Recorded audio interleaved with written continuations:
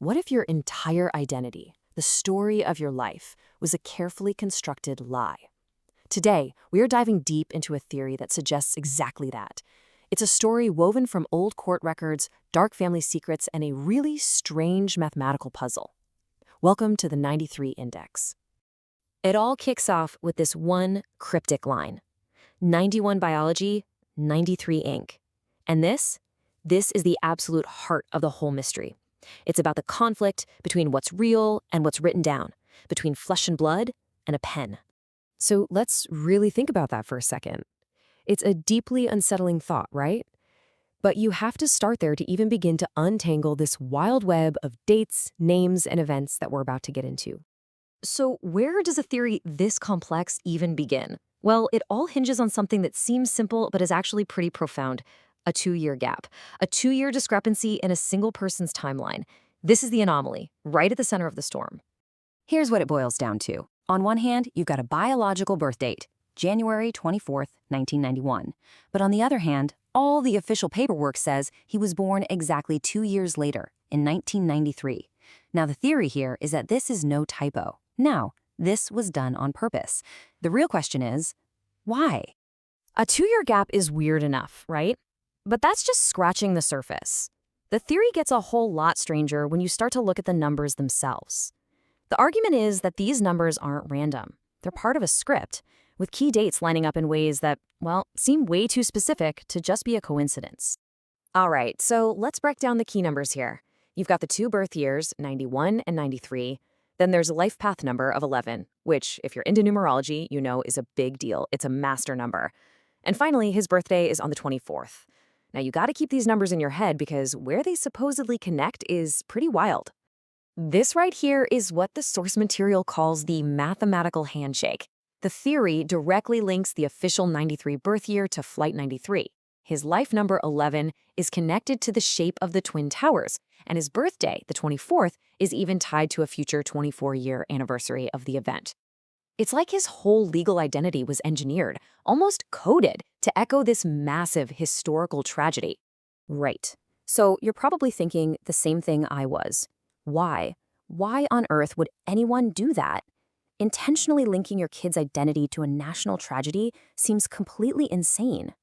To understand the supposed motive, we have to go back in time, way before 9/11, before the birth certificate was even changed, to a violent crime in Missouri.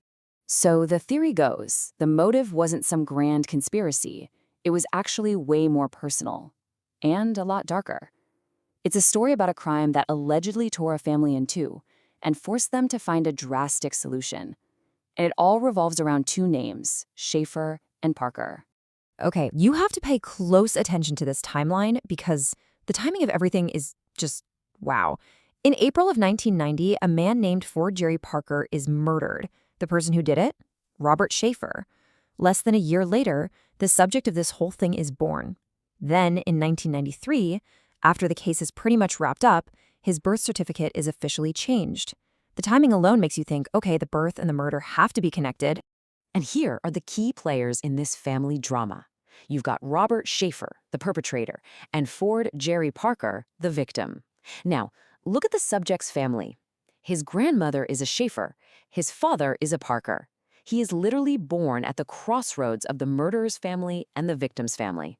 So what this theory claims is that he is basically a human peace treaty, a bloodline bridge. He's got Parker blood from his dad, but also Schaefer blood from his grandmother. Even his first name, David, is supposedly a nod to a key witness in the murder trial.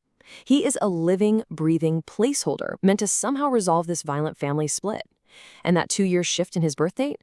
Well, that was supposedly the trick to put some distance between his birth and the family's crime. Okay, so if we're entertaining this idea, how could you actually do it? How do you just rewrite a person's birth year? The theory points to a very real paper trail, to specific legal documents, and a very convenient window of opportunity that made the whole thing possible. This is how the lie was supposedly built. Well, the theory points to a specific piece of paper, something called an affidavit for correction. Now, this is a totally real legal document that people use all the time to fix, typos on birth certificates. But the claim here is that it wasn't used to correct a mistake, but to intentionally rewrite history.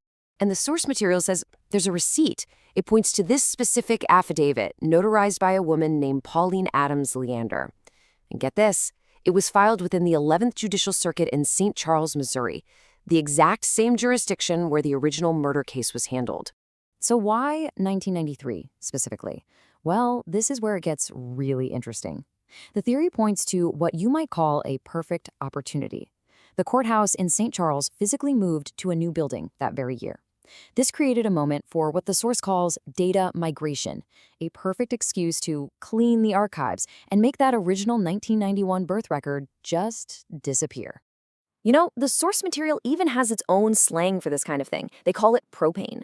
Think about it. Propane burns clean, right? No smoke, no mess.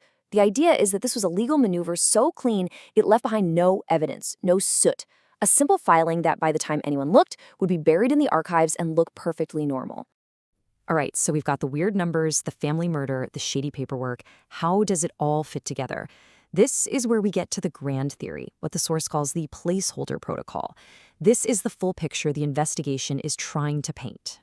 And this is it, the big idea, the placeholder protocol. It's the theory that this person's identity wasn't an accident. It was a deliberate construction, a fabrication designed to serve one purpose: to hide a 1991 birth, to create distance from a 1990 murder. So here's how it supposedly went down. Step 1, the void. The 1991 birth creates a huge problem right after the 1990 murder.